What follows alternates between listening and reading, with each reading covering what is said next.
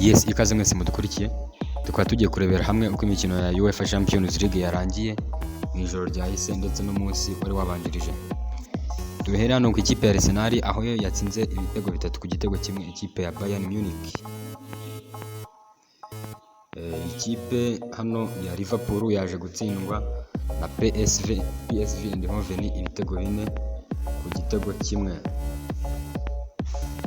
Ikipe ya Barcelona yari yatsinzwe na Chelsea ibitego 3 byose ku busa. Akaba ari ukugifasha hano mu mikino ya UEFA Champions League.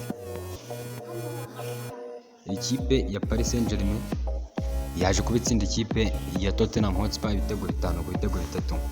Muri make ni match itari yoroshye habe na gato. Ikipe ya Real Madrid yaje kuba itsinda ibitego byose ibitego 4 ku bitego 3. Match itari yoroshye naka na gato. Yes, ikindi twakubwira nuko nijoro ry'amateka cyangwa se muri Champions League nibwo Pep Guardiola yatumiye abantu abura icyo abagaburira ubwo yatozaga umukino we w'ijana muri Champions League ari kumwe na Manchester City.